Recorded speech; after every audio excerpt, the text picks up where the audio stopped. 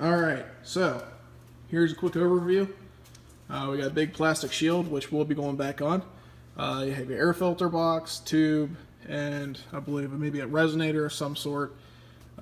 This is the factory setup, and we will be changing this. So let me get this on the tripod, and we'll start this. Here are the tools I use for this install. I'm going to start off with the ones K&N recommends for this.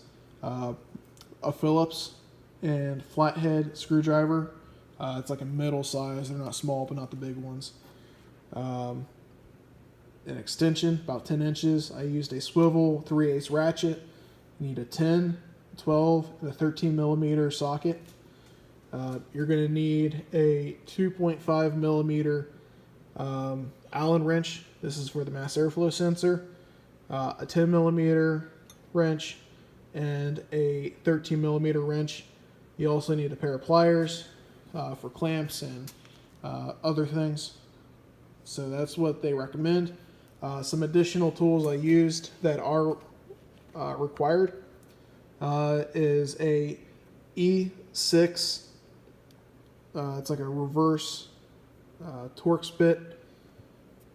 That's required for the stud for transferring studs from the intake, the OEM intake, to the aftermarket intake, K&N, for securing the engine cover. Then the next tool is a 4 millimeter Allen. I use socket, so that's what I ended up using. So that one is for adjusting the saddle screw for the intake right under here. And I ended up using a 5/16 socket, and this is used for tightening all the hose clamps. So there's the tools I'm using. Let me get to the actual install video. Since this is a used kit, it was not provided with a manual, so I have downloaded the whole manual onto my work tablet. So I have the whole description here, procedure. I will be referencing this on as I go. This is a part number 63-9030 Toyota 2007 09 FJ Cruiser V6 4.0 liter engine. So, got my manual, got my tools. Let's get it done.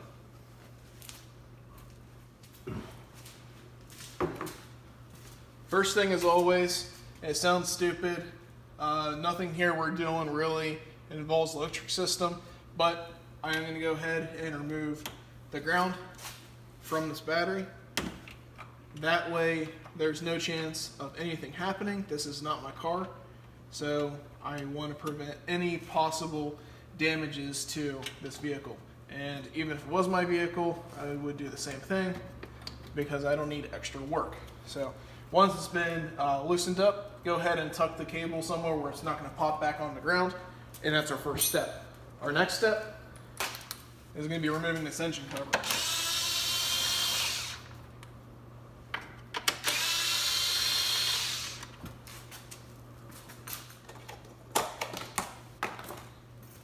Alright, to take this off, once the two 10 millimeter bolts are removed, you're just going to lift up and pull out. As easy as that. I put it out of the way so you don't damage it. So our next step is going to be removing the mass airflow sensor connector. There is a plastic tab on these, but if you push too hard on them, sometimes they're known to break. So I take the screwdriver provided or from the kit and put it in the back, lightly lift up on it and wiggle it, and just get it to where it starts to move off. Then use the screwdriver to remove it the rest of the way. Just be careful. Toyota's connectors suck and can break. So that's removed. The next thing we're going to do is remove the bolts for the resonator and the screw for the first clamp.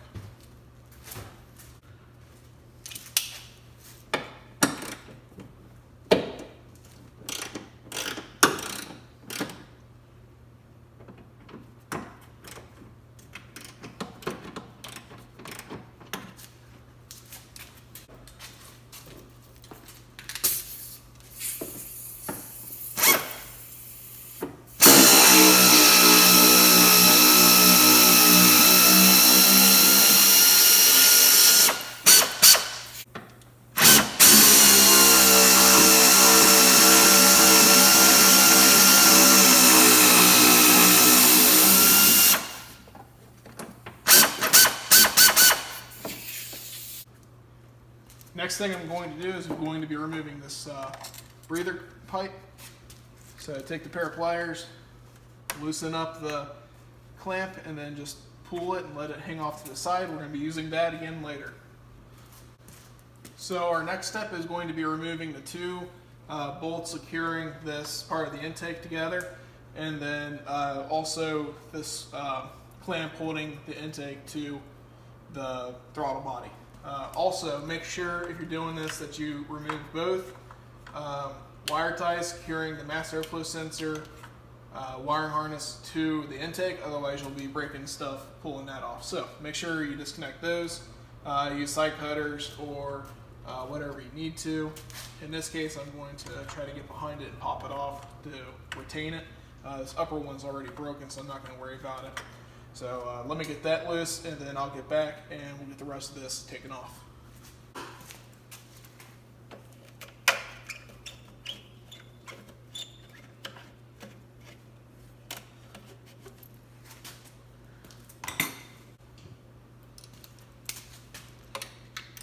This one's a 10 millimeter, and this one's a 10 millimeter as well.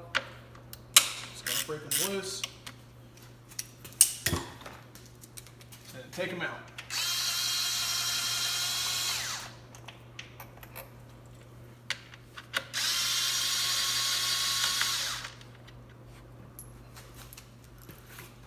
All right, it should be free.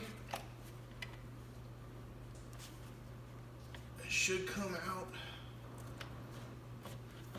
It's a little stuck on there.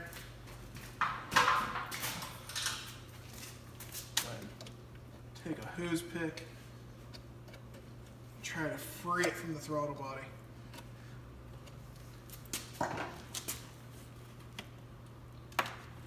There we go.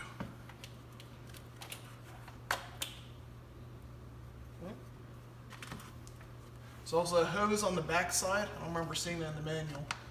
Hose on the back side for the fuel pressure regulator. Probably missed that, but it's back there. All right, so this is our disassembly. Everything from the intake has been removed, and it looks a whole lot cleaner, and there's a lot less stuff. That intake really, or the airbox really takes up a lot of space. So now we can go ahead and move forward to go ahead and install the K&N, but before I do that, I need to go ahead and change the spark plugs on this vehicle because that's the other job I need to do. So I'm going to go ahead and change those out, and I'll be back as soon as that work has been completed. What we're going to do now is reassembly with the quarter intake. So I'm going to get my directions pulled up, and we're going to start reassembling this, but we're going to start installing the K&N air filter and get this thing done. Next thing we're going to be doing is removing one of the bolts for the power steering reservoir. It's the furthest bolt towards the firewall right here. And we're going to start preparing to put the box in. We also need to put the saddle clamp in on this back bolt back here. There's a provided piece of metal here on the head that we're going to be bolting it to. So I'm going to start going ahead and getting that done.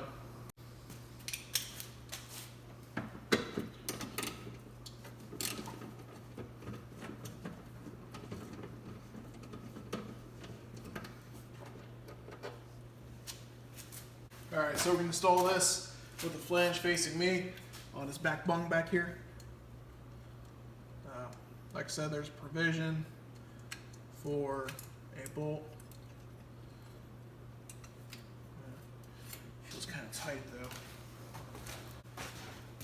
So this hole that they are referring me to use doesn't feel super awesome, so I'm going to run a tap through there just to clean it up a bit. Feels like there might be some stuff in there, some corrosion possibly.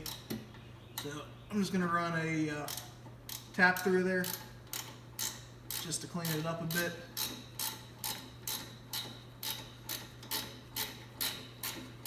Definitely has threads, but I think just from over the years it's gotten a little corroded, so I'm going to help it out a bit.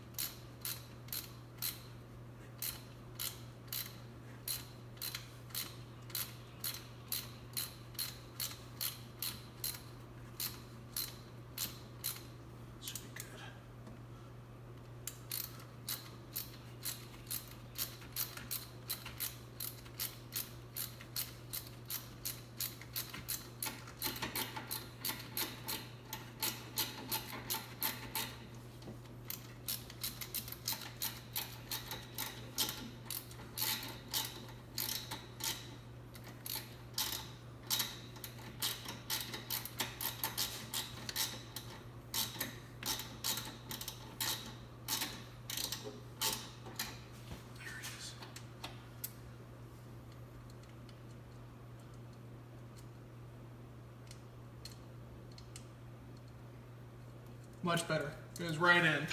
That was a 8mm by 1.25 thread pitch.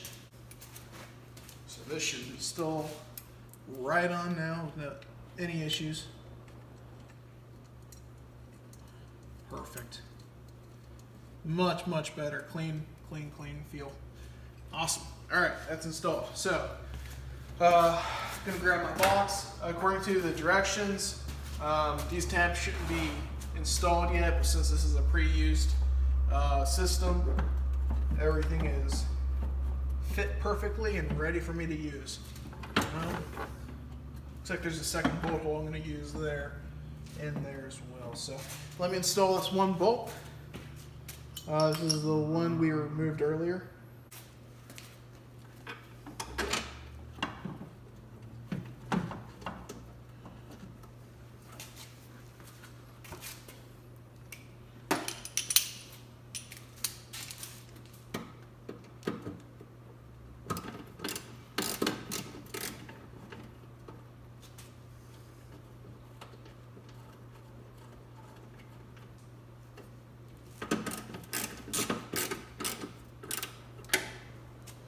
Reinstalled.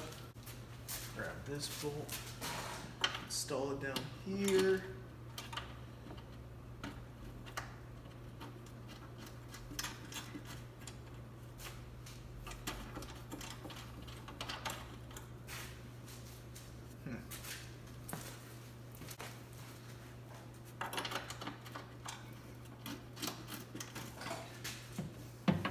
Then we need a smaller bolt, which I don't think. Oh, perfect. Smaller bolt that goes right here. I did this part kind of out of sequence from the directions because since this unit is pre-assembled, everything's ready to go. So I gotta tighten that stuff up and should be set. So there's a bolt back here that's 13mm that was provided with the kit.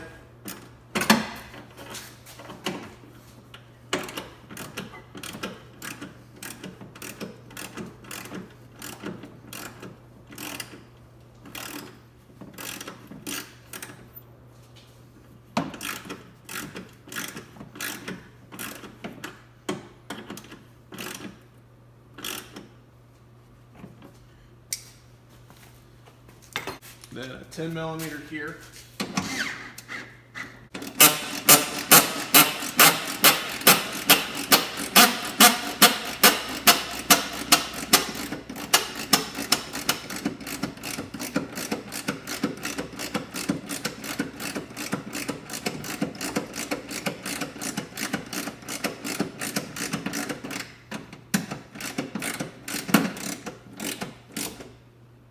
All right, that's done.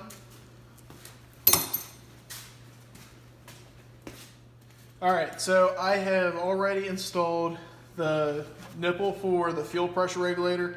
That line we're going to get to later. I swapped the mass airflow sensor from the original box, and I've installed my grommet with my elbow for crankcase evacuation. Something to note, and I'll put this in the description. One tool so far I've noticed that they didn't list is a E6. It's an E6 socket, and what it is, it's like a reverse Torx, and you need this to remove the stud out of the original box into this one. This one actually came with installed already. In the directions it says to remove it, so I'm not sure if this comes with it or not, but for anybody who does get this kit, be aware that you possibly might need this odd reverse Torx. It's an E6. So I'll put that in the description. Now that everything's been installed on this, our next step is going to be installing the coupler. We're going to take this pipe and install it in place on the motor. Alright, so we've got our coupler here. I'm going to pop this sucker on there, then take this and figure out where this goes. There, I'll have to open that up a bit.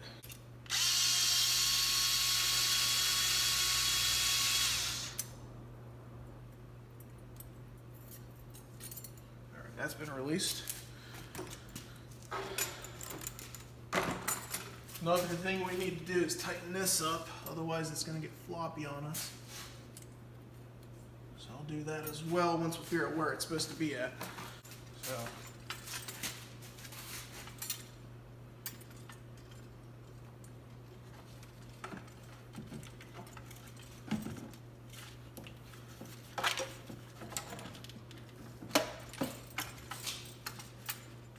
Alright, so that's where it's supposed to sit. Let's start tightening stuff up. Gotta grab my 12mm. Oh, sorry, 13. Oops.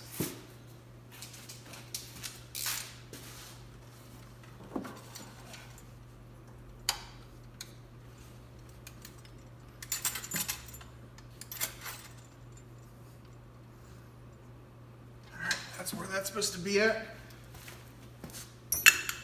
Now we need to tighten the swivel head up so it doesn't move around too much.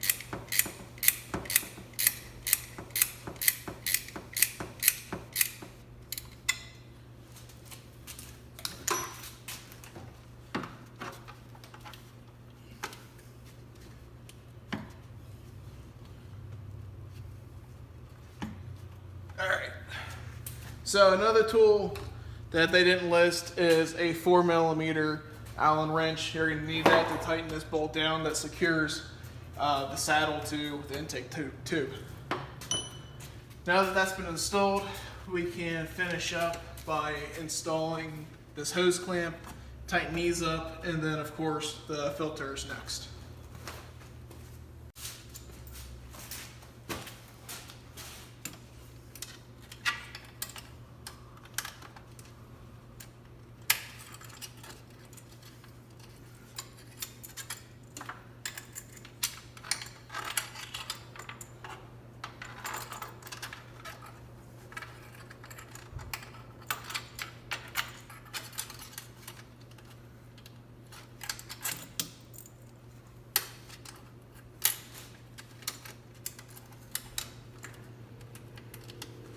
Hey.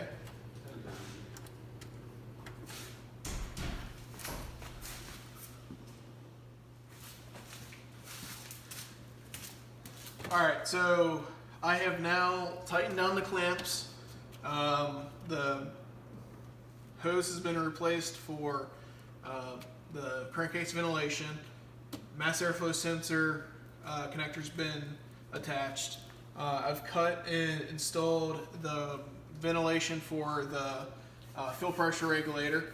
Last step I need to do is actually install the filter itself, which is right here. It's a multiple piece filter. It's got a little velocity stack looking thing here, I forget the technical name for it, and your normal clamps. So I am now going to install this into the actual airbox. Make sure when you're installing these that they are oiled. They're not always pre-oiled, and you want to make sure there's an oil film on here because that's actually what helps catch a lot of the dirt. So always make sure it's oiled before you install it. So I'm just going to tighten up these clamps.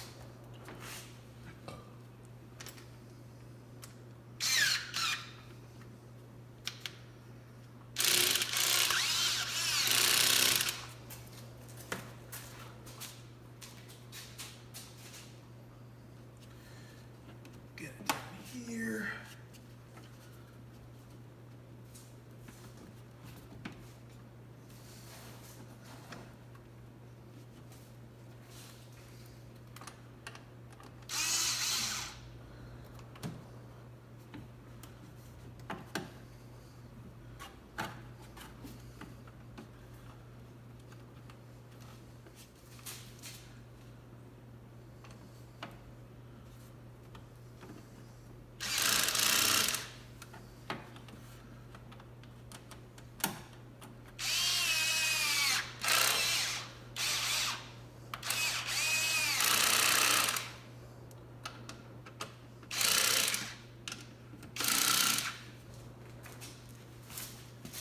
Alright, filter's been completely secured. So that's done. Everything's tight. Should be good. We can move on to the next step. Now that that's done, we're going to reinstall the engine lid cover. Clean this off real quick.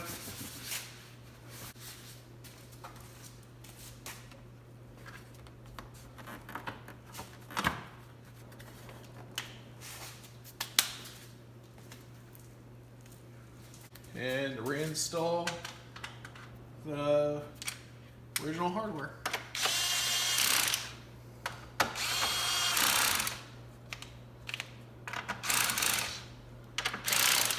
Sweet. Last step is obviously going to be reconnecting the negative side terminal back onto this vehicle and tighten everything back down.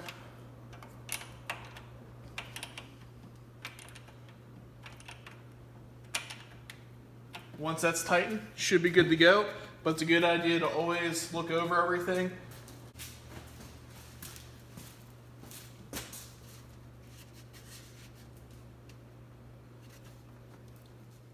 All right, everything looks good, so we're going to go ahead and start it up and see how it works.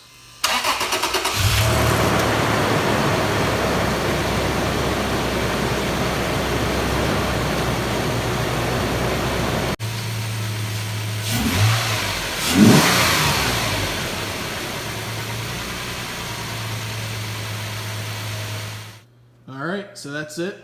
It's done. It's a pretty good fitment. It's ready to go like you saw in the last video, running. Everything looks good. I hope you found this information useful.